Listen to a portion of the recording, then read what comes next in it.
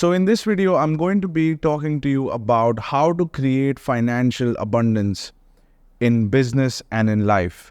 So we are sold, most of us, a dream of a stable job, going to work and having a job. And it's one of the worst structures possible, a job, because it's a recipe for scarcity.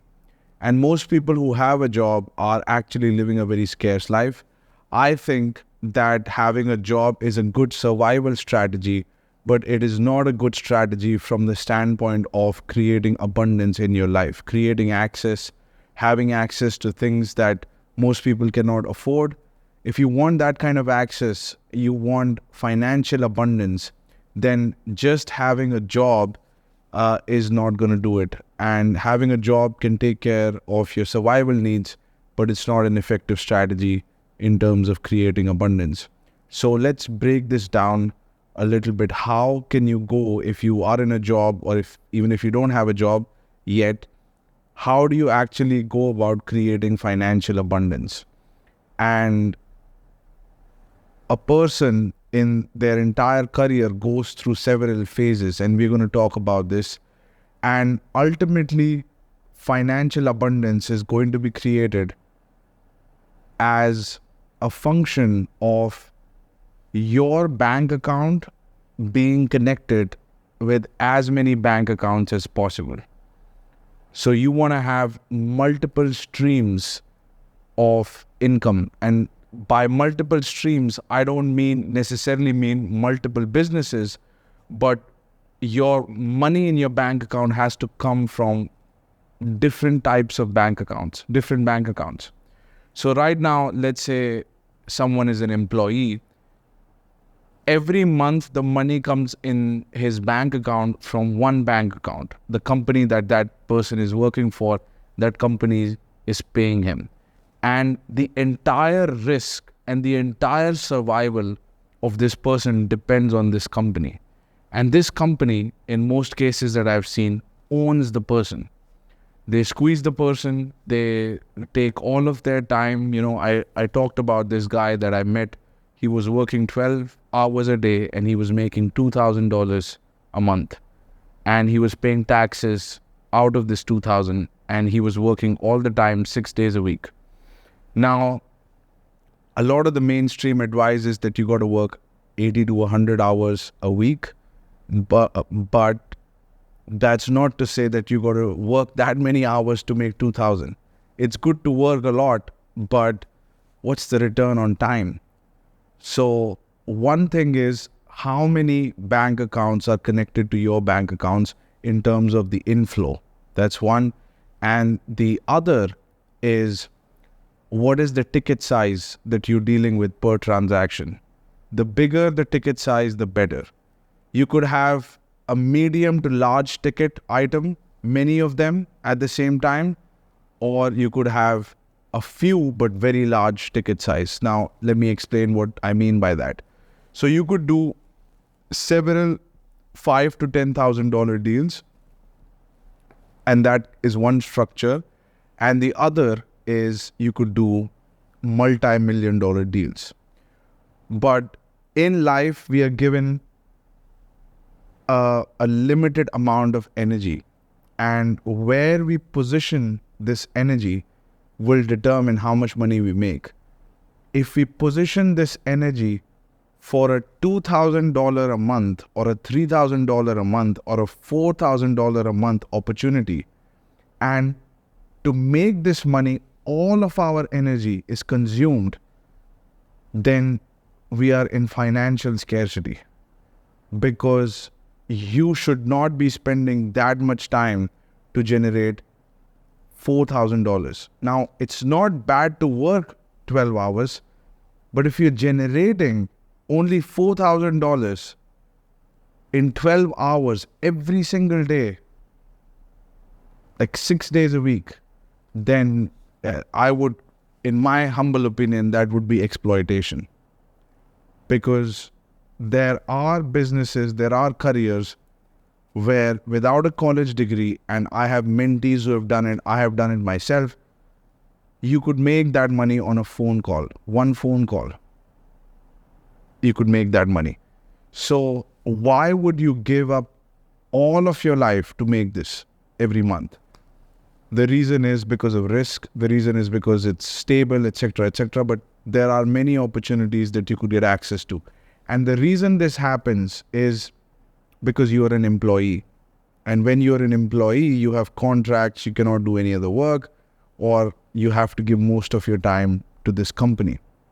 And what you want to do is evolve from being an employee to being an independent contractor. So whatever the service that you provide into a company, you could actually be an independent contractor and provide that same service to multiple companies. And you could have multiple companies compensating you for your service, not your time personally, but a service that you provide to someone.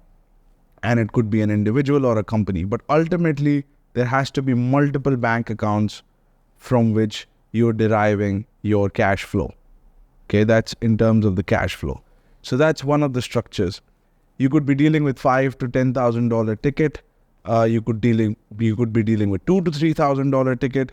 But the point is that your portfolio of cash flows has to have multiple sources. It cannot be just one company that you work for, that you work all the time and you're paying your bills. Now, you cannot transition out of this position overnight. It has to be a transition that happens over time, and you will have to do a lot of research as to what you can do.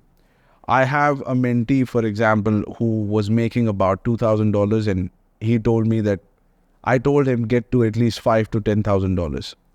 And he spent a couple of months, he researched, he made a couple of calls, he did some interviews, and he got himself a sales job where he was making $8,000 to $12,000. And then he said to me that if I give a full few months to this, I could make $15,000 to $20,000. And he was able to do it. And he is in his early 20s and he did not finish college. So that's just an example of someone who used to be an employee and he transitioned to become an independent contractor. He has a company and he gets into contracts. He has a sales role and he gets compensated based on the sales he makes. And he has many sources of cash flow that contribute to that amount between $10,000 to $20,000. So just like that, if you look at the inflow into your bank account, it cannot be from one person. That's too much of a concentration of risk. You have to create an abundance, and to do that, you have to change your position from an employee to an independent contractor. Now, if you're making in excess of $20,000 from one job and you still have relatively free time, then keep the job. But if you're making between 2 and 5, you could do a lot better. So that's one of the strategies that you could do is you could become an independent contractor and identify services that you could offer where you could make this kind of money. The other strategy is to align yourself with very big ticket items. The bigger the ticket item that you associate yourself with, the more money you would make. So now we go from frequency to size, right? Frequency is number of deals. You can increase the number of deals that you get into every month, or you could just increase the ticket size. The business I am in, it has the largest ticket size possible because I'm in the business of buying companies, buying other companies, acquiring other companies, and this is what I teach, how to acquire other companies.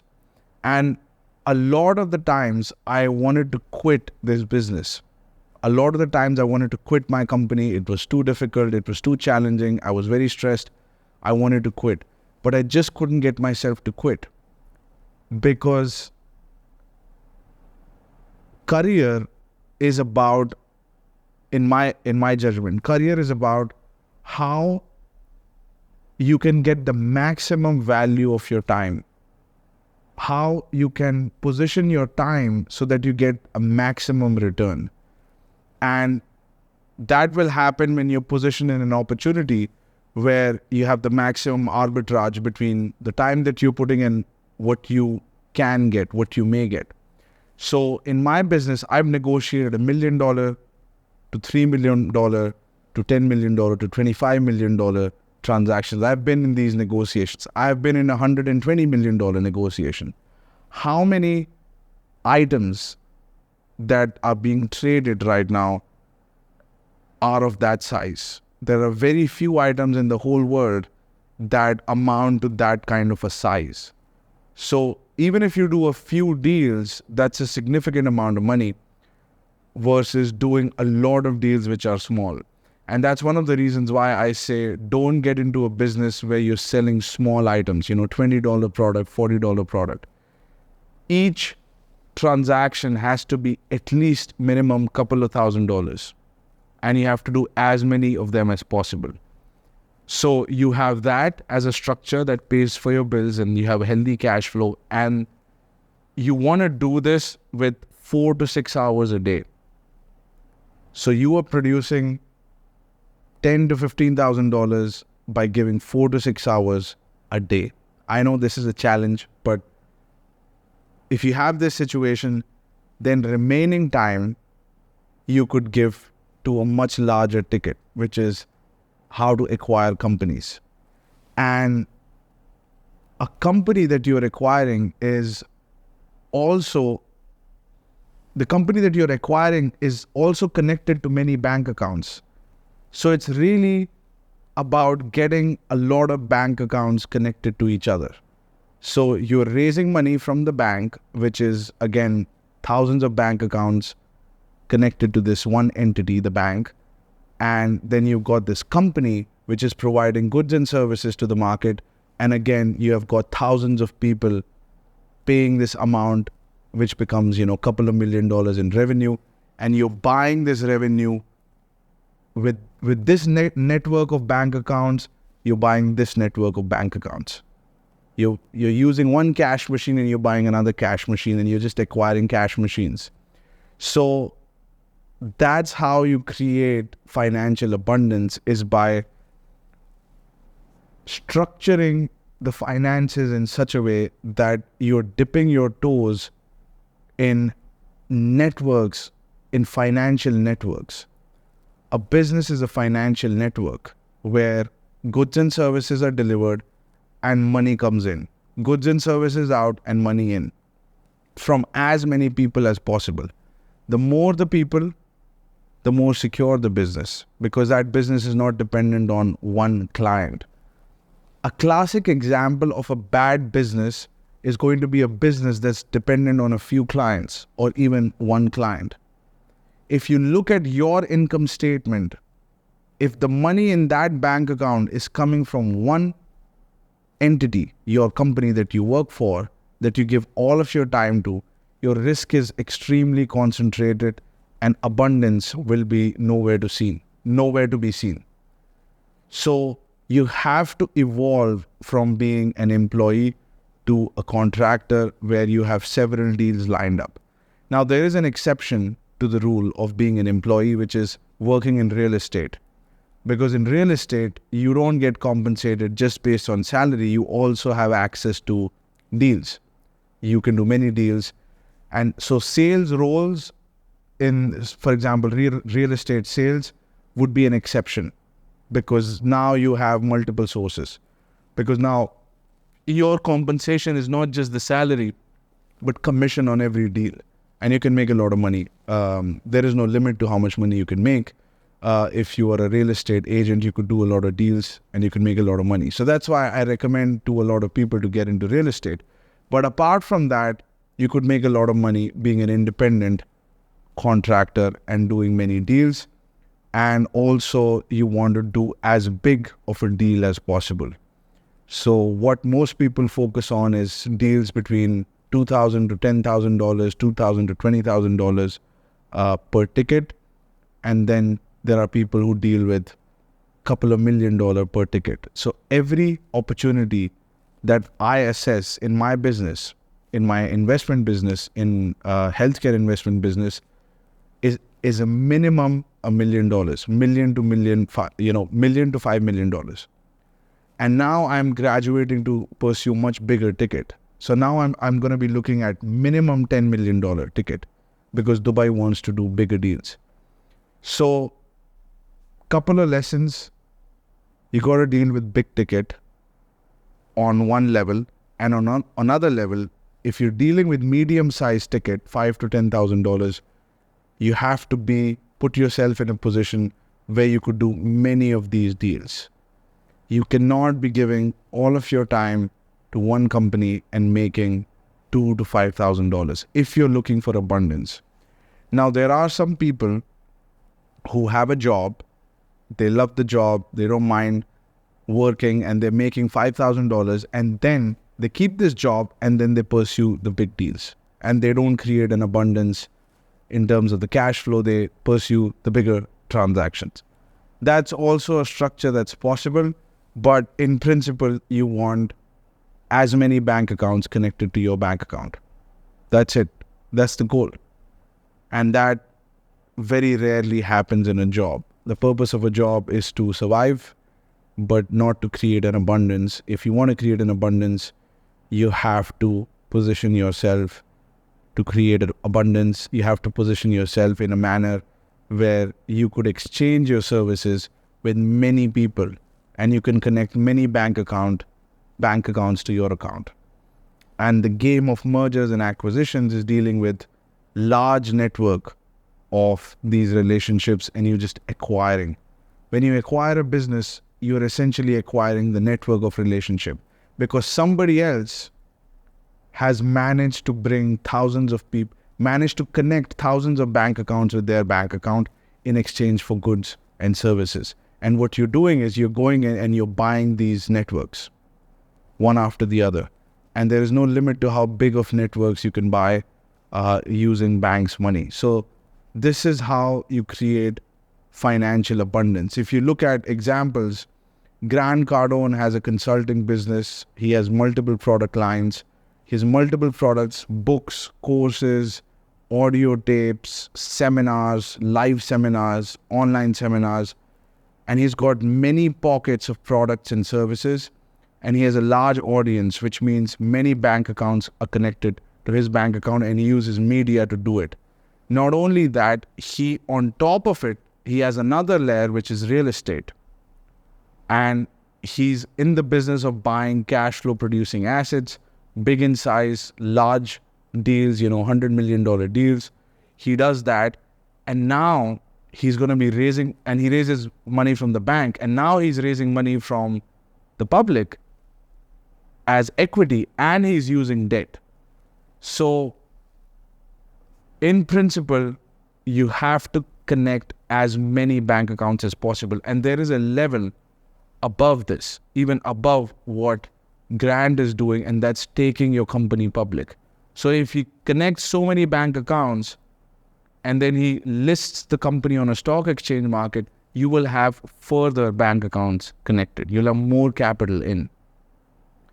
So that's the game that a lot of the people like BlackRock play, Blackstone, KKR, these guys, they play this game. You also have Robert Kiyosaki, who's, again, one of my favorites. He also has a real estate business and he has an education company, which is more of a cash flow play. Donald Trump, same thing. He deals in big deals and he has multiple streams of income. And you got to create this. You got to start this game, and it cannot be played by being just an employee. There is no financial abundance in being an employee. There will be security, there will be survival, there will be certainty, I agree. But in terms of abundance, you will have to at some point restructure your source of income. And whenever a company is not doing well in mergers and acquisitions, in the business world, they go through something called as a restructuring. So they look at their entire cash flow situation, how the money is being made, and they analyze and they discover what's not working. Let's remove the divisions that are not working. Let's readjust the strategy. Let's tap into new sources of revenue, bring more money in, remove activities that are costing a lot of money, that are not bringing money in, and let's restructure this. Let's get rid of the toxic employees, and let's restructure the company. The Twitter went through a restructuring process after Elon acquired it. Many companies that go into losses go through a restructuring. Similarly, your personal financial statement, your personal income has to be restructured and repositioned. So to summarize, a couple of things: instead of having one source, you need to have multiple sources. The way you can do it is getting into sales, job, or being an independent contractor.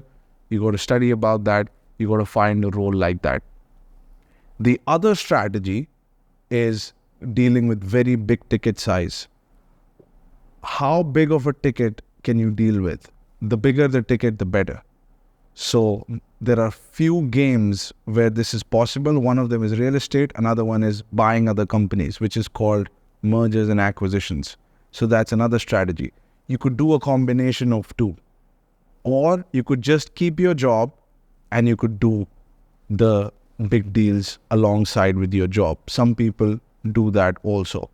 I like a combination. I like abundance here of medium-sized tickets, a lot of these deals, and I like to work on big transaction. That's the structure works for me. It's a very similar structure that Grant is using, Robert Kiyosaki is using, and then you've got a combination of having a job, which is certain money, but reducing your time at that job. So producing the same amount of money by giving half the time, and the remaining half you focus on big deals. There are some people who just do big deals. Very few people are there in the world who have enough money. They've got tens of millions of dollars in the bank account sitting, and they just deal with very big ticket. Donald Trump is one of them. He doesn't deal with the smaller ticket. He only deals with very large ticket items. So different profiles, but most of the time abundance cannot be created through employment. You will have to restructure and you will have to find new streams of income. I hope this video helps, and I will talk to you soon.